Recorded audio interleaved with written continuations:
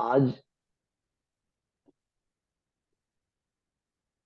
गीता का सबसे इम्पोर्टेंट जो सबसे ज्यादा प्रचलित है श्लोक कर्मण्येवाधिकारस्ते मा फलेषु कदाचन। तो इसी की पृष्ठभूमि से आधारित आज का प्रश्न है कि कर्म फल की चिंता किए बिना हम कर्म कैसे करें। तो स्वामी जी सांख्य की दृष्टि से और जो गीता में उनकी एक अपनी एक अनूठी स्टाइल है, अपनी अनूठी विधि द्वारा हम लोगों को समझाएंगे कि कर्म फल की चिंता किए बिना कर्म कैसे करें, पूरी पृष्ठभूमि के साथ। स्वामी जी श्री। धन्यवाद मसूर्य जी। और मैं आप सबका स्वागत करता हूं कि आप लोग आ रहे हैं और सुन रहे हैं। आप लोग इंटेलेक्चुअल हैं, पहले से पढ़े लिखे हैं और रिस्पॉन्सिबल भी हैं, उत्तरदायी भी हैं अपने पोस्ट के प्रति, अपने कर्म के प्रति। गीता का दूसरा अध्याय सांख्य योग, इसकी अपनी दृष्टि है सांख्य की, और थोड़ा सा अंतर है जो हम एकेडमिकली पढ़ते हैं और भगवत गीता में का सांख्य योग में। हमने दोनों को आधार बनाया हुआ है और हर एक श्लोक अपने आप में एक यूनिक है, अनोखा है, अनूठा है। लेकिन इसकी एक तारतम्यता भी है कि अर्जुन के माइंड के को कैसे प्रिपेयर किया जा रहा है, धीरे धीरे उनको निकाला जा रहा है। उनके मन, बुद्धि, चित्त और अहंकार के जो खोट हैं धीरे धीरे निकाले जा रहे हैं और उनका समन्वय किया जा रहा है। तो अभी हमने पिछले बार में डायलेमा लिया था ना, दुविधा, जब दोनों लॉजिक माइंड की बराबर हो, और एनालिटिकल अप्रोच लिया था। तो श्री कृष्ण की भगवत गीता में हम इस श्लोक पर खड़े हैं और 47वें श्लोक में जाके हमारा, जो सभी को याद है, लगभग सभी हिंदू भाइयों को, बहनों को, कर्मण्येवाधिकारस्ते मा फलेषु कदाचन, सब इसको कोट करते हैं। लेकिन इसकी पृष्ठभूमि पूरी है, तब जाकर ये बात समझ में आती है। और श्री कृष्ण को यह बात कहने में काफी समय लगा और माइंड को प्रिपेयर करने में। तो एनालिटिकल अप्रोच जैसे हमने लिया था कि कांटे से कांटे को निकाला जाता है, डायलेमा है माइंड में, तो उसको उसी एनालिटिकल अप्रोच से डायलेमा को डायलेमा दे के ही हटाया जाता है और वन साइडेड माइंड को एक डिसीजन की तरफ मोड़ा जाता है। वो तो मुड़ गया, दुविधा दूर हुई। अब बता रहे हैं कि हमारा ग्रेटेस्ट फियर, भारत के फिलॉसफी में एक ही तरह से ये यूनिक है, हर फिलॉसफी से भारत का दर्शन अनोखा है, मोक्ष की अवधारणा लेके। मोक्ष की अवधारणा ही इसको अनूठा बनाती है। और भारत के जितने स्पिरिचुअल गुरु हैं और किसी बात से डरते हैं, जो साधु सन्यासी हैं, वो डरते हैं कि हमें भाई मोक्ष नहीं मिलेगा और मैं जो कर्म कर रहा हूं वो मुझे बांध लेगा, मैं बंधन में फंस जाऊंगा। और इसके कारण वो बंधन को छोड़कर, घर द्वार छोड़कर अपनी पूरी तपस्या, पूरा जीवन लगाते हैं एक तरफ। एक ही पर्पस है कि मुझे मोक्ष मिले और मैं कर्मों के बंधन में न फंसूं। ये एक अनोखी अवधारणा है। इसमें आप ईश्वर पर विश्वास करें या ना करें, इससे भी इसका कोई मतलब नहीं। मोक्ष की अवधारणा का आप नास्तिक होकर भी मोक्ष की अवधारणा रख सकते हैं, आप आस्तिक होकर भी मोक्ष की अवधारणा का को रख सकते हैं और उस पथ पर अग्रसर हो सकते हैं। और यही यूनिकनेस है, इसके कारण भारत अभी तक एक रहा है। भारत की विभिन्नता में एकता का जो सबसे बड़ा सूत्र है वो यही है कि चाहे आप आस्तिक हो, नास्तिक हो, चाहे वेदों में विश्वास करें ना करें, चाहे ईश्वर में भी विश्वास करें ना करें, लेकिन क्या यह अवधारणा आपके अंदर है तो भारत उसे अपना लेता है। यह भारत का मूल सिद्धांत है कि कुछ भी हो, आप किसी की भी आलोचना कर रहे हो, किसी भी धर्म ग्रंथ की आलोचना कर रहे हो, लेकिन अगर मोक्ष की अवधारणा, मुक्ति का दर्शन है आपके पास और उसकी विधि है तो हम आपको स्वीकार करते हैं। इसी बिहाफ पे हमने गौतम बुद्ध को भी स्वीकार किया। उन्होंने शब्द बदला निर्वाण, आलोचना की या सपोर्ट नहीं किया या किसी का भी रेफरेंस नहीं लिया बैकग्राउंड से, न वेदों का न उपनिषद का, अपनी बात सीधी करी और लेकिन मोक्ष की अवधारणा को रखा, उसका नाम बदला निर्वाण, लेकिन जन्म और मरण के चक्र से मुक्ति का उपाय दिया, एक सिस्टम दिया, तो हमने उन्हें अवतार मान लिया विष्णु का। भारत में यही एक एकता स्थापित करता है। दार्शनिक रूप से हम हर व्यक्ति स्वतंत्र हैं अपने पॉइंट ऑफ व्यू को रखने के लिए, गीता को पढ़ने के लिए और अपनी दृष्टि के हिसाब से उसकी व्याख्या करने के लिए। तो अर्जुन के अंदर भी ग्रेटेस्ट फियर, जो सबसे बड़ा भय है इस भारत के हर एक आध्यात्मिक व्यक्ति में, अगर जो इस पाथ पर अग्रसर होता है, चलता है समाधि की तरफ या अपने आप को सुधारने के लिए या अपनी चेतना को विकसित करने के लिए, तो भारत उसे सर्वोपरि मूल्य देता है मोक्ष, सर्वोपरि मूल्य देता है मोक्ष। और एनालिटिक दर्शन जैसे पतंजलि के योग सूत्र, सांख्य योग एक दर्शन देता है, पतंजलि एक मेथोडोलॉजी देते हैं, बुद्ध की भी मेथोडोलॉजी एनालिटिक ही है, नेति नहीं हटाते और निष्कर्ष आता है उनका निर्माण। पतंजलि का आता है कैवल्य, सबके अलग अलग आते हैं लेकिन है सब ये एनालिटिक।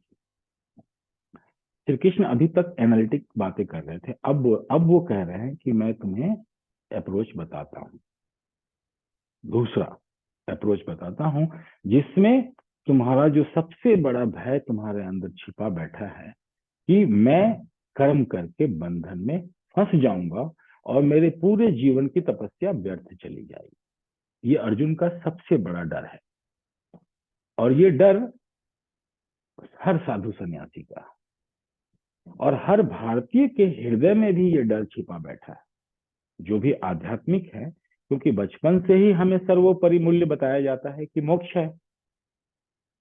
तंत्र दर्शन थोड़ा सा इससे डिफरेंस ले लेता है, ये यौगिक दर्शन है एनालिटिक, जिनकी जैसे मायावाद शंकर का, जिस पर हिंदू धर्म की स्थापना हुई, तंत्र दर्शन थोड़ा सा इससे डिफरेंस लेता है, जिसका प्रतीक अष्टावक्र की महागीता है, अष्टावक्र जनक का संवाद है और गुरु वशिष्ठ श्री राम को उपदेश दे रहे हैं और कश्मीर शैविज्म है या शैव दर्शन है जो तंत्र के दर्शन है। तो उन्होंने उनमें जीवन मुक्ति की प्रधानता आती है,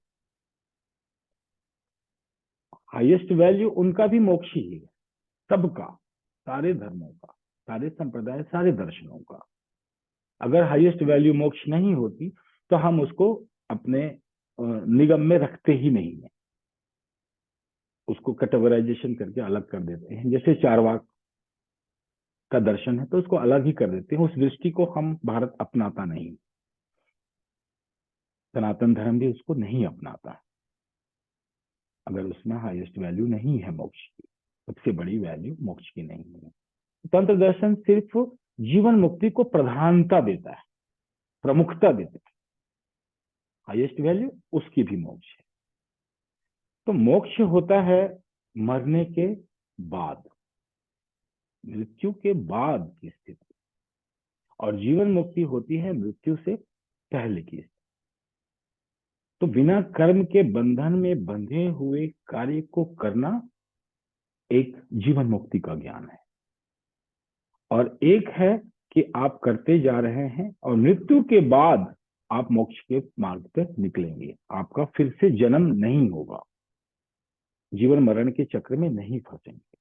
तो ये भय सबका है, और इसी भय की तरफ श्री कृष्ण इंगित कर रहे हैं अर्जुन को कि ये भय उनके अंदर भी छिपा है, उसी भय के कारण भाग रहे हैं,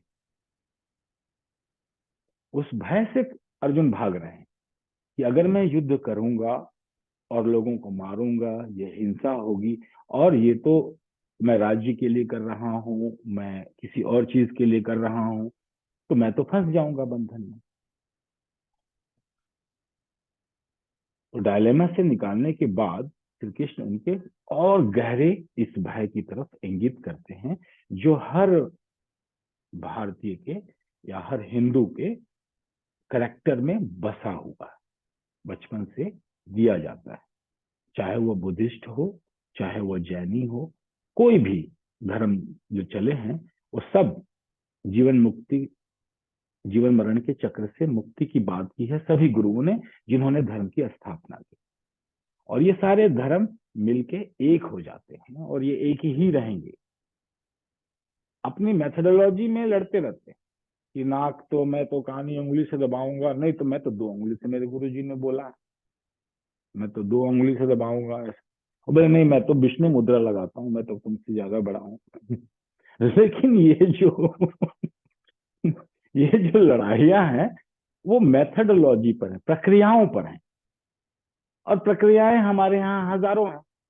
हर एक संप्रदाय के एक गुरु आपको 2-4 विधियां दे जाते हैं, और उनके शिष्य उन विधियों का पालन करते रहते हैं, और आपस में लड़ते झगड़ते रहते हैं कि नहीं जी सूर्य नमस्कार तो ऐसे होना चाहिए, वो बोले नहीं जी हमारे गुरु जी ने तो ऐसे बताया, हम तो ऐसे ही करेंगे।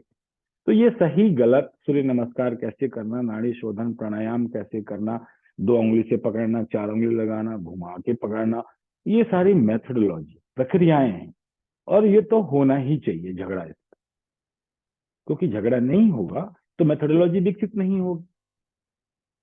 किसी दर्शन की अगर आलोचना ही ना हो, मतलब उस दर्शन में दम ही नहीं है। किसी व्यक्ति की अगर आलोचना नहीं हो रही, तो मतलब वो मरा हुआ व्यक्ति है, उसका वो ऐसे ही है, उसके जीवन का कोई मतलब ही नहीं है, क्योंकि उसकी आलोचना नहीं हो रही। लोग किताबें लिखते हैं, फिर सिफारिश करते हैं कि आप ना मेरी किताब की आलोचना कर दो।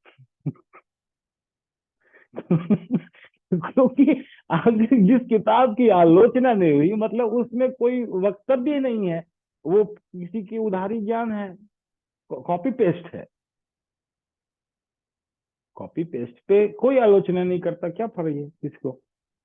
तो ये बताने के लिए कि मेरी दृष्टि जो है नवीन है, मैंने अध्ययन किया है, और मैं अपना पॉइंट ऑफ व्यू दे रहा हूं, तो पॉइंट ऑफ व्यू की तो आलोचना होनी चाहिए। आलोचना ही नहीं हो रही तो कोई मतलब ही नहीं है। इसलिए भारत की विविधता रोमांटिक है, मनोरंजन है। ये मनोरंजन होना चाहिए। हर दर्शन दूसरे दर्शन की आलोचना करता है, करना ही चाहिए, तभी वो विकसित होगा ना। आत्मावलोकन कब होता है? जब कोई हमारी आलोचना करता है, तभी हम आत्मावलोकन करते हैं। अगर कोई हमारी आलोचना ना करे तो हम तो आत्मावलोकन ही ना करें। तो आलोचना का होना नितांत आवश्यक है, लेकिन इससे हमारी एकता पे फर्क नहीं पड़ता। हमारी जो भारतीय एकता है, इस आलोचना से वो और विकसित होती है।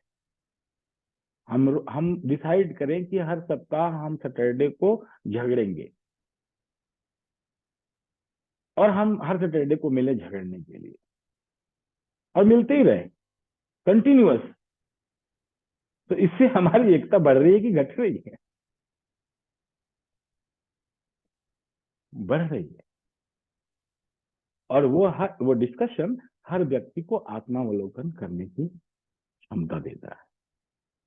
तो हमारा जो सबसे बड़ा मित्र है हमारा आलोचक ना, निंदक नियरे राखिए आंगन कुटी छवा, इसीलिए कहा गया था कि निंदक नियरे राखिए।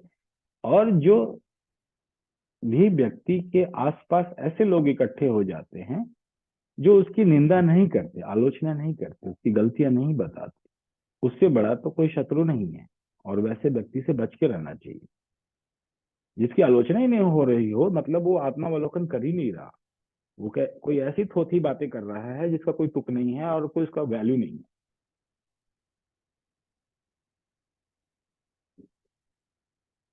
तो इसी फियर पे जो सार्वभौमिक भय है भारत की आध्यात्मिकता का, और यह आता कहां से है? मोक्ष की अवधारणा। इसलिए तंत्र में थोड़ी क्रांति आई। बोले ठीक है, ये हाईएस्ट वैल्यू है, लेकिन जब तक हम मरे ना तब तक क्या करें, उसको कैसे जांचें? तो जीवन मुक्ति की अवधारणाएं आई। और हमारे ज्यादा नहीं है, 2-3 शास्त्र हैं, लेकिन बड़े क्रांतिकारी हैं। अष्टावक्र जनक का संवाद, श्री राम का गुरु वशिष्ठ के साथ संवाद,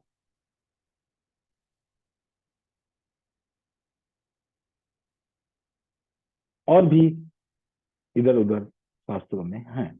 और तंत्र का दर्शन, पूरा दर्शन ही जीवन मुक्ति को प्रधानता देता है।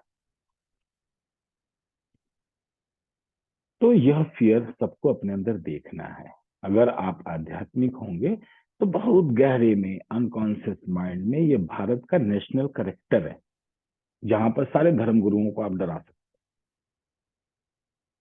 तभी डरेंगे। किया ऐसा तो कर्म के बंधन में फंसोगे, तुम्हारा घर द्वार छोड़ना बेकार चला जाएगा, पूरी जीवन की तपस्या खंडित हो जाएगी। तो हर साधु सन्यासी बहुत डरा हुआ, मेरी तपस्या कहीं खंडित ना हो जाए, और मरने के बाद में पता नहीं किस दूसरे लोक में ना चला जाऊं, मोक्ष ना मिले। लेकिन मोक्ष को समझिए कि इसका मतलब होता है कि आप फिर कभी लौट के आएंगे नहीं। नहीं, तो जो मरा वो कभी लौट के आएगा नहीं, और अगर जो जिंदा है उसको मोक्ष मिला नहीं, तो इसकी हम वेरासिटी कहां से ले आए ना, इसकी सत्यता को हम कहां से स्थापित करें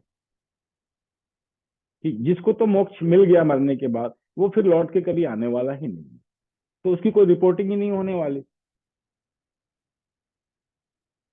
और जो जिंदा है उसको मिला ही नहीं है। तो ऐसे में तो हम बहस ही करते रह जाएंगे। इसलिए जीवन मुक्ति की अवधारणा ज्यादा सही है। और यह अवधारणा और इसका उपाय श्री कृष्ण बता रहे हैं कि तुम्हारा जो फियर है उसको मैं दूर करूंगा, अभी नहीं करूंगा। और इसकी पूरी पृष्ठभूमि तैयार करेंगे तभी वो श्लोक समझ में आता है, कर्मण्येवाधिकारस्ते मा फलेषु कदाचन।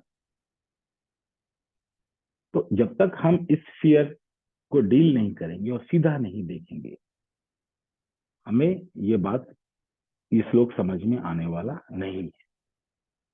तो कहते हैं कि हम तुमको ऐसी विधि बताते हैं जिससे तुम कर्म तो करोगे लेकिन बंधन में नहीं फंसोगे। क्योंकि डर के मारे लोग क्या करते हैं, कर्म करना ही बंद कर देते हैं। ये फियर, फियर का मतलब क्या होता है?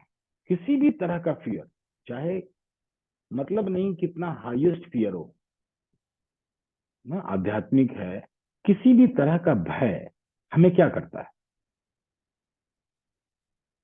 अरेस्ट योर मूवमेंट, आपके मूवमेंट को अरेस्ट कर लेता है।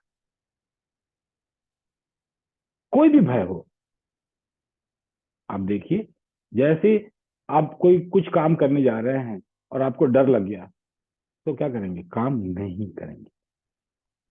तो एक तरह से ये हमारी ईश्वर की कृपा से भी है कि भाई एकदम से फियर हटा दिया तो लोग पता नहीं आत्महत्या ही ना कर लें, या कोई ऐसा ही काम ना कर दे जिससे पूरी अव्यवस्था फैल जाए।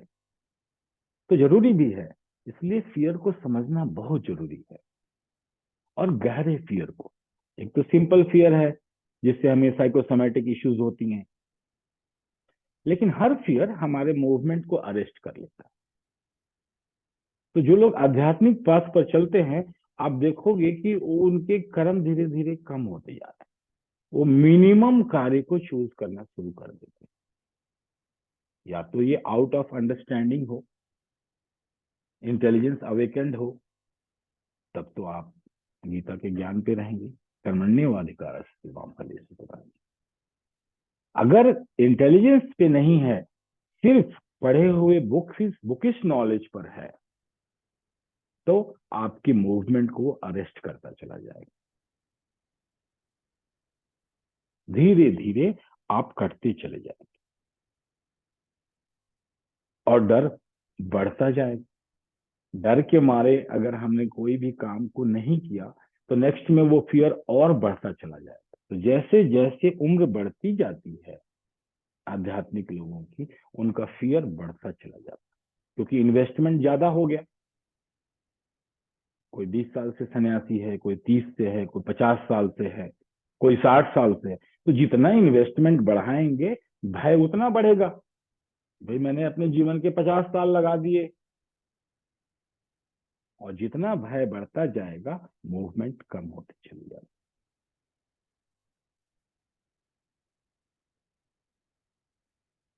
इसी को,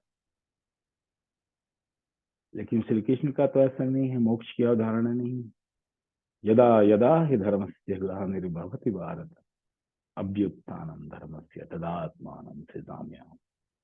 वो तो नहीं डरे हुए,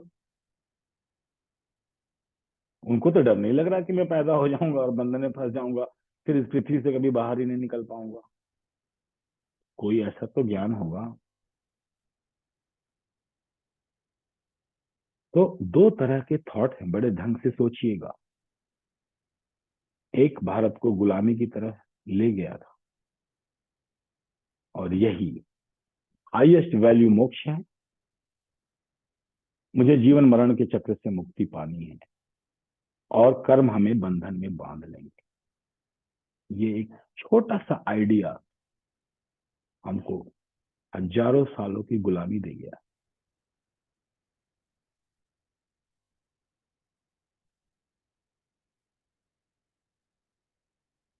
मिस्टेक जो होती है, सभ्यता की मिस्टेक बड़ी बारीक होती है, लेकिन छोटा सा बारीक मिस्टेक सभ्यता के लिए बहुत हानिकारक हो जाता है।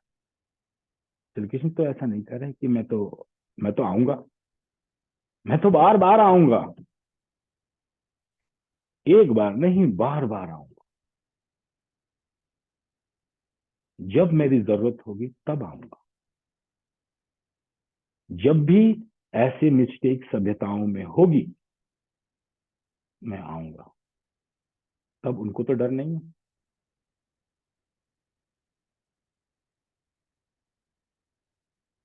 और मोक्ष की अवधारणा तो उनकी हाईएस्ट वैल्यू हो ही नहीं सकती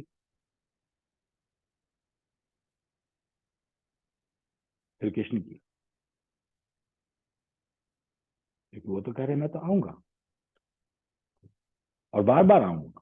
तो ये दो चीज हमें समझनी है भारत के लोगों को, कि अगर हम ऐसी अवधारणा बना ले तो भाई हमको तो जीवन और मरण के चक्र से मुक्ति पानी है, तो हम इस प्लेनेट को ऐसे यूज करते हैं जैसे रेलवे प्लेटफॉर्म का वेटिंग रूम हो।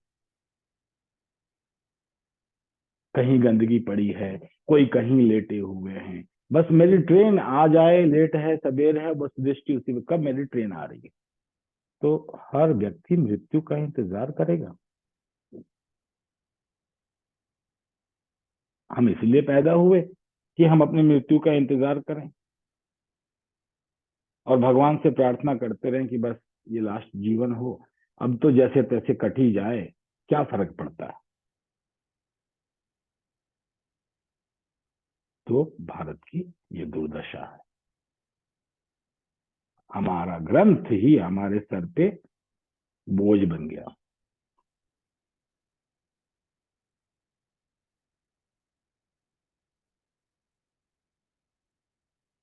जीवन को समृद्धशाली बनाने के लिए अगर आप प्रेम करते हैं अपने घर से, तो बोलेंगे कि मैं जाऊंगा फिर कभी लौट के नहीं आऊंगा। नहीं, मैं जाऊंगा समृद्धशाली बन के फिर लौट के आऊंगा, और समृद्धशाली बनूंगा फिर लौट के आऊंगा। प्रेम है। इसलिए प्रेम सर्वोपरि माना गया है, ज्ञान नहीं। प्रेम को सर्वोपरि माना गया, ज्ञान नहीं। ज्ञानी लोग तो प्लेटफॉर्म पर लेटे हैं, बस ट्रेन का इंतजार कर रहे हैं। क्या फर्क पड़ता, 2 दिन भूखे ही रह गए, बस ट्रेन आने ही वाली है। गरीबी को महामंडित कर दिया। गरीब है लेकिन मोक्ष की अवधारणा पे जी रहा है, इसकी तो पूजा कर लो।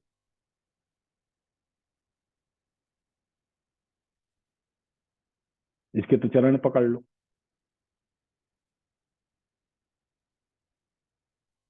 कैसी भी मन स्थिति इसकी है, लेकिन ये कह रहा है कि मैं तो मोक्ष के लिए इंतजार कर रहा हूं। तो ये तो बहुत ही महान आदमी है। ऐसी अवधारणाएं, ऐसे थॉट, ऐसे विचार ही हमारी पतन का कारण बने। सोने की चिड़िया मिट्टी की भी नहीं बिक रही। कोई भारत के बाहर का लोग भारत में पैसा नहीं लगाने को तैयार होते, क्योंकि ये जो कॉन्सेप्ट है हमारा, हर आदमी सोचता है काम क्यों करना, मिनिमम काम करो।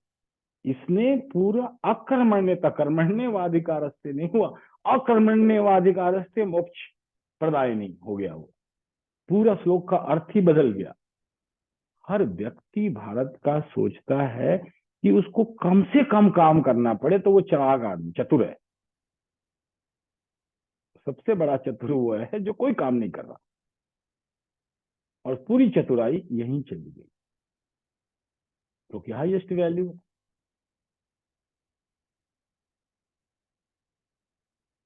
बात को समझिए कैसे माइंड वर्क करता है, और कैसे अवधारणाएं हमारे घर कर जाती है, और उन शास्त्रों से चले हुए ज्ञान जिसको हम नकारने के में बहुत डरते हैं, कितना बड़ा पाप हो जाएगा।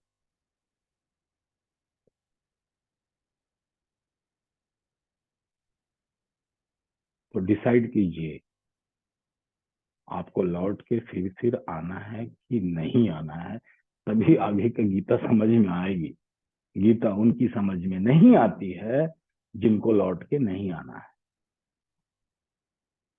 एक बार जब आप कहेंगे कि मुझे लौट के आना है, तो आपकी पूरी दृष्टि और जीवन बदल जाएगा। तब आप इस पृथ्वी को कचरा नहीं फेंकेंगे, क्योंकि आपको लौट के फिर यहीं आना है। तब आपको मतलब होगा कि भाई कहीं मैं फिर से इसी गरीब परिवार में ना पैदा हो जाऊं, मुझे फिर से वो डंडे खा के वही एजुकेशन सिस्टम में ना घुसना पड़े, तो मैं एजुकेशन सिस्टम सही कर लूं। कहीं मुझे गरीबी में पूरा जीवन ना काटना पड़े, नेक्स्ट बर्थ तो मैं गरीबी हटाऊं। मुझे फिर आना है, और फिर आना है। आपका पूरा माइंडसेट बदल जाएगा।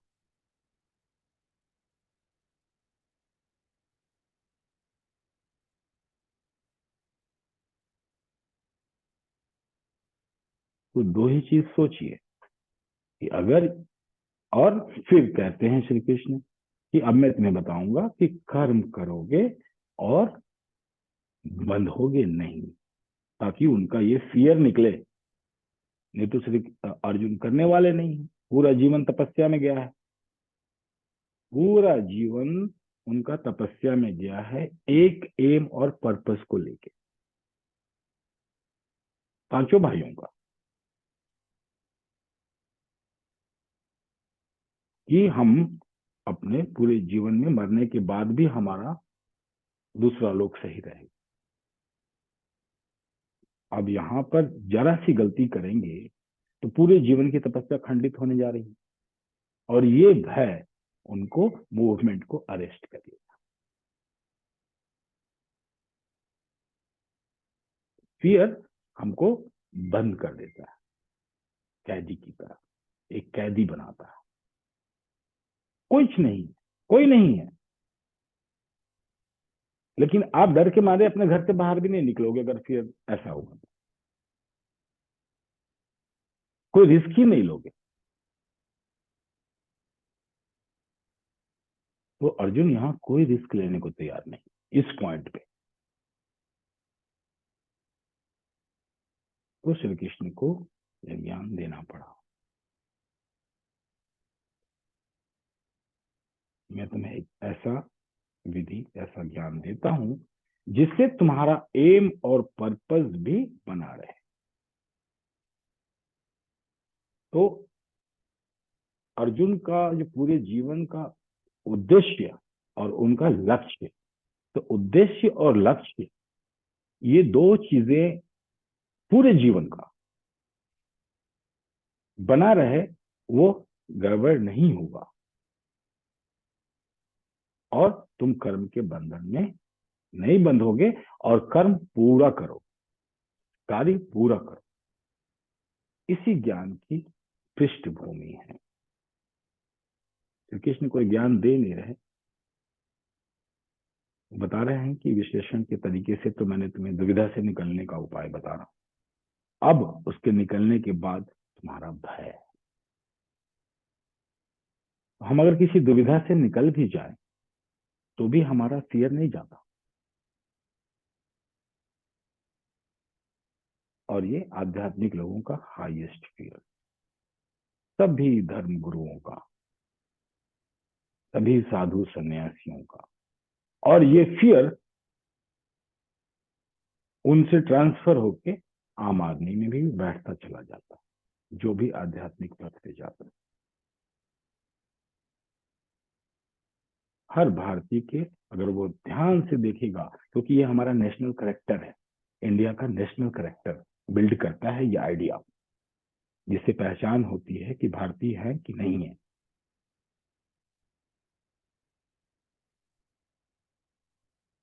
ये आइडिया मोक्ष की अवधारणा, तो हर भारतीय के दिमाग में ये बात बैठी हुई है। हमें सिर्फ दो ही डिसाइड करना है आगे आने वाले श्लोक को समझने के लिए। अगर आप डिसाइड कर लेंगे कि हमको फिर लौट कर आना है इसी पृथ्वी पर, आपकी दृष्टि बदल जाएगी, फिर आपके लिए पूरी गीता है।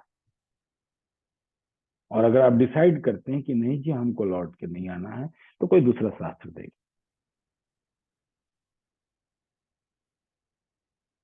गीता आपको पचेगी नहीं।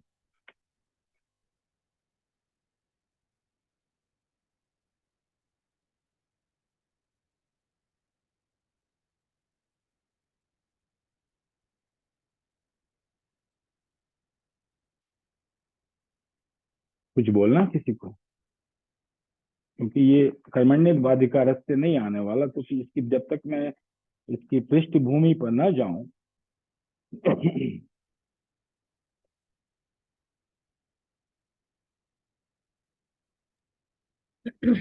मुझे शायद गीता इसीलिए इतनी पसंद है। मैं कभी मोक्ष के बारे में सोची ही नहीं कि मुझे मोक्ष चाहिए जीवन में। कर्म करते रहते हैं और जो अच्छा लगता है वो करते हैं, जिसमें मुझे लगता है ये मेरे लिए अच्छा है या समाज के लिए अच्छा है, वही करते हैं। इसलिए गीता मुझे इतनी अच्छी लगती है।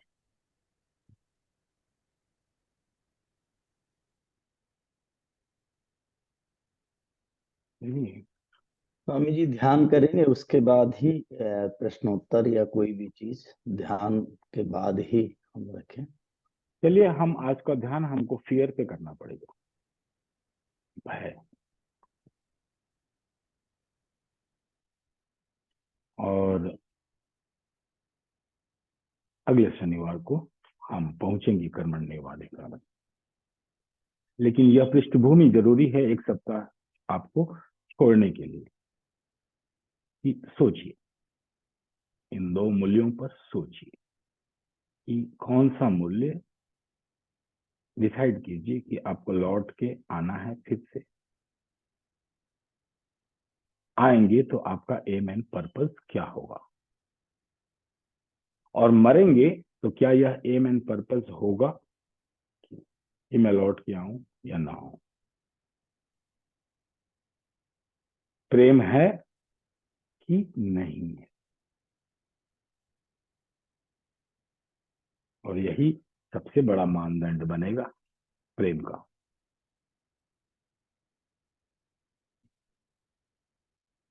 आपको और मनुष्यों से प्रेम है कि नहीं,